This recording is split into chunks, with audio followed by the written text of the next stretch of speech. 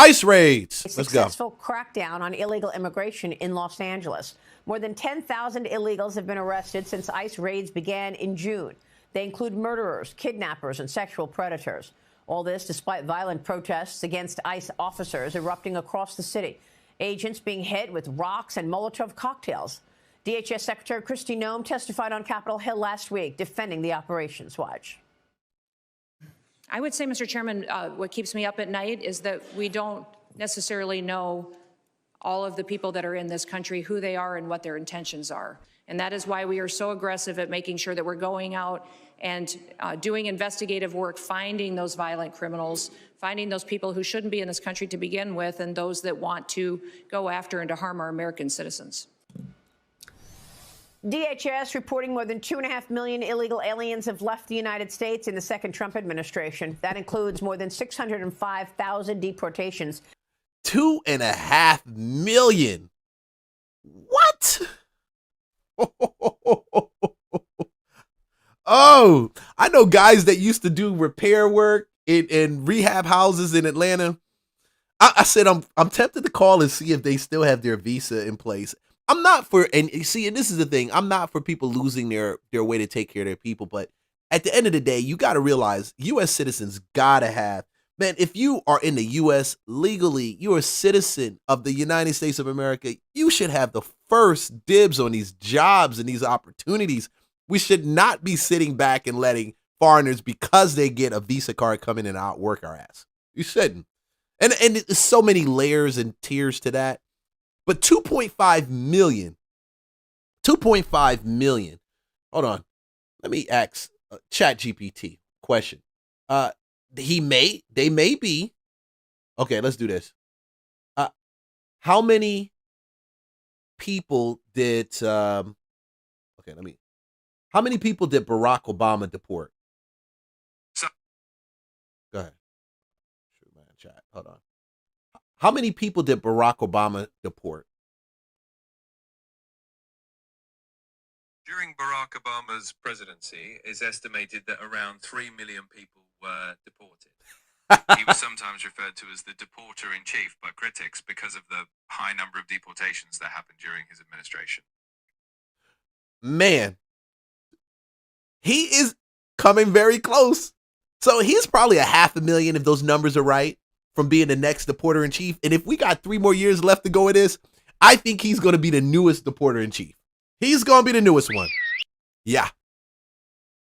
605 deportations, 1.5 self-deportations, left the U.S., 2.5 plus. Do you put the self-deportations part of that?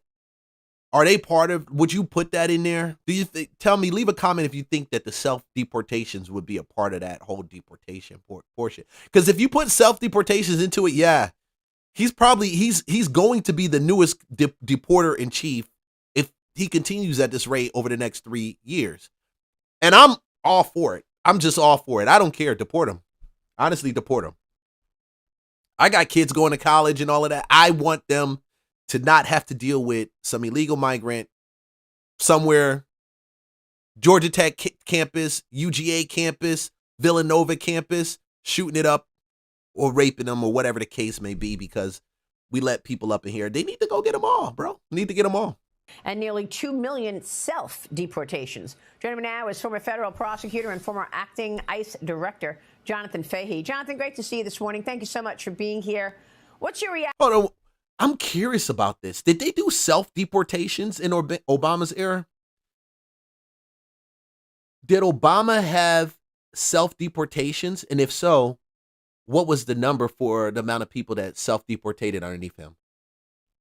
Yeah, so during the Obama administration, there actually was a notable concept of what was called self-deportation. Basically, it was kind of an idea that if you enforce certain immigration laws strictly enough, some undocumented immigrants might choose to leave on their own rather than face deportation. In terms of actual numbers, it's a bit tricky because self-deportation isn't officially tracked in the same way as formal deportations. But it was definitely discussed as a policy effect or a side effect of certain enforcement measures. There isn't a solid, widely agreed upon statistic for exactly how many people self-deported. I know that concept. I just realized when Trump brought it out that it was like a concept that they just started to track. They didn't track that before. I can see why they wouldn't track it before. Who knows if you're leaving? I mean, I think Trump started giving away money for people to leave or something, or giving them the opportunity to come back. Yeah, then you could track the numbers through that. Action to what has taken place this year, and what about all of these attacks against our ICE agents? It's so amazing how successful the Trump administration has been this year. And I thought they would be successful, but they've even exceeded what I thought they'd be able to accomplish. If you think about 2.5 million people when you took the self-deports and the deportations just in the first year. So it's really amazing. And when you look at like what Kristi Noem was talking about in Los Angeles, they're doing it in spite of all of the efforts of the Democratic Party to fight them at every turn. And look at the people they're getting rid of, child predators, murderers, people like that. So they are making. So Chile wants to deport. The UK is deporting. I think the trend, can we not agree that there is something there and stop letting these politicians on the left or these politicians that want to be overly nice and stupid and just let people in, stop letting them be the standard and saying what they're saying is right? Because what they're saying is wrong. It can't be right. It can't be. There's no way that you could possibly believe that letting people into your borders undocumented and unregulated, untracked, not reviewed, no background checks, that is the smartest way to do. Because if Chile's having that issue, we know the UK is having that issue. You can't go to any of these countries and just set up shop and break in and then think the shit is going to be okay. They will kick you out. This is a lie that we're being deceived in. You cannot go to any country right now, sit down, start a business by breaking into the country, start a business. They give you their identification number and think you're going to be cool. They will drag you out. They will tell you, no, you can't start a business here. Or even if you're legal coming in, if you came in the right way, they still won't let you start a business. Why do we do that here? Yes, this is the land of opportunity, but it's for opportunity for the people who come in the right way. This is not something that we even should have an argument about, but we constantly have this argument, and it's constantly a force. Constantly. In our country so much safer. So look at the crime stats next year for this year. They're going to go down, way down. And I think one of the things going forward is the deterrence has been so successful. That's why we have nobody trying to come across our border anymore.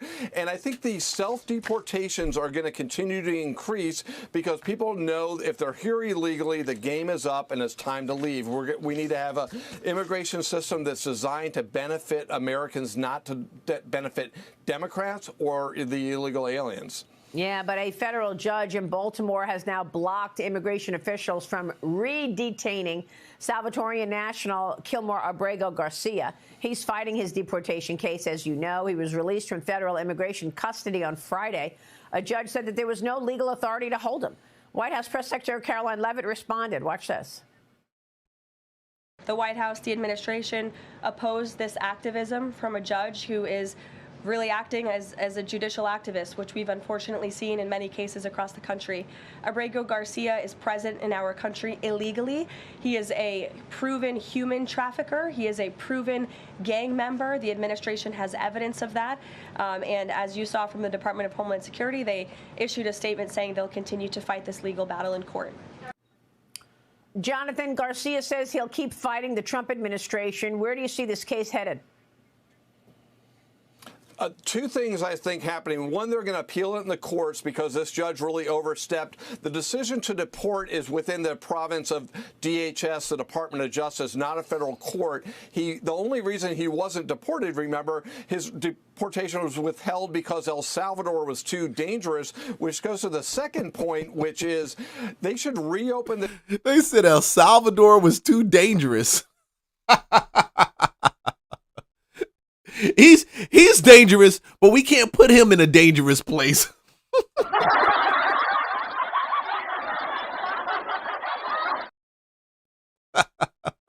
deportation hearings because the circumstances in El Salvador have changed. In fact, El Salvador is significantly safer than Baltimore or Prince George's County, where I believe he lives. So he'd be, if it's about his safety, send him back to El Salvador. So ultimately, he's going home. They're going to keep fighting this. Plus, he has the charges in Tennessee for human trafficking. But what's really amazing, it just shows how radical the Democratic Party is on this issue. They are fighting tooth and nail on every single deportation, regardless if you're a gang member or criminal, as we see with sanctuary cities. I mean, we had senators having cocktails with this guy. It's truly astounding, but they're going to fight. He's going to go home. It's going to continue to be a battle, but he's not staying. I mean, imagine what that communicates to people that are here illegally and they do illegal shit and they see that happening. Just in context, do you see how it never becomes important to people until somebody that they lose or that they love has been taken by it or it affects them in some way, shape, or form? Then they become an advocate for or against. I don't need to have somebody taken out of my life by criminal activities, by an illegal immigrant for me to understand the severity of this situation. I don't. It never has to happen because you can common sense is right there, and it says that if you sit on it long enough, it'll creep up to your door, and you'll end up being a victim of it. So I sit back and say, what type of message does this communicate to the actual criminals? Like the actual people that are here illegally, like the people that are here illegally with the ties to the mob, to the cartel, ties to these gangs. If they see senators having lunch and having cocktails and advocating for a known terrorist, them jokers know that those jokers are gang members. If they see criminals doing that, if they see senators doing that, what does it tell them? What does it tell them? What does it tell them? Now, if I'm wrong and I'm off and you know, you are more than welcome to make a comment. I will sit back and listen to your comments. I'm not gonna be an ass, you know. But go ahead and make your comments. You're welcome to say if you feel that I'm tripping about it, because it sends a message. It doesn't send a message of safety and security. It really says we don't care about our people. That's really what it says. It really says that we care more about our people that are not from here than people that are from here. And I keep saying it goes back to stacking the votes. It goes back to stacking the votes, y'all. Yeah, it's a great point. Liz Peek, jump in here. Good morning. I think that the deportation of criminal aliens is wildly popular in this country. We've seen polling 85% of the country or something supports that. But lately, there has been a change in sentiment of more broad-scale deportations.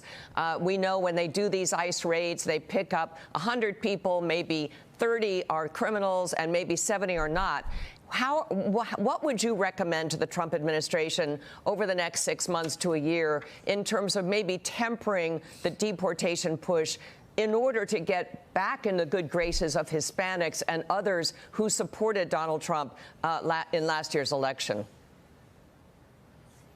Well, ultimately, I think what they are doing has been successful, but I do think they need to laser focus on the criminals, on people. There's over 1 million people that have already been ordered deported that need to be picked up and sent home.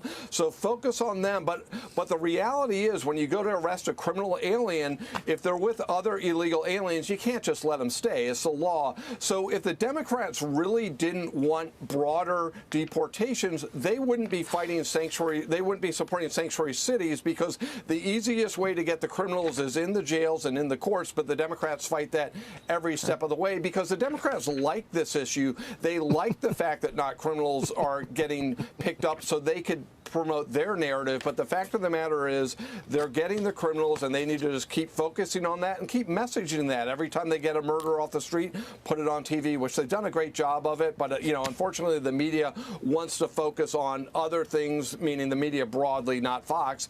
And I think, continue what they're doing, but the focus needs to be every criminal goes home. Everyone that's here illegally that commits a crime goes home. All right. We'll keep watching. That boy was to make sure he stays as a visiting commentator for Fox. The media broadly, not just Fox. Not Fox, but specifically with the media and broadly. Yeah. Yeah, but he's not wrong. I've always said that they need to be more surgical with it, but you still have spillover that's going to happen, and I think the spillover is going to continue to happen because when you have illegals with that are criminals with illegals that aren't criminals, that's what happens. I mean, honestly, do you know if you're from one part of Venezuela and then this person's from the other part of Venezuela, that the person that you're congregating with did not commit some level of atrocity, crime, or is in the drug business, in some illegal narcotics business, when you're sitting down having dinner with them or you're talking to them? Do you truly know? You both are Venezuelans here from Venezuela. You don't know. You may have heard people, but that doesn't necessarily mean that that's true. It's not. It doesn't mean it. So we have spillover. It's going to happen. And dare I say, hey, at the end of the day, if you're here illegally, you may not have done a crime, violent offense, but you're here illegally. That's why the word is illegal. It would be legal, but it's not. It's illegal. What do you expect is going to happen? You think this is going to be this? You think this is going to be cool runnings? I don't know, bro. Y'all wildin'.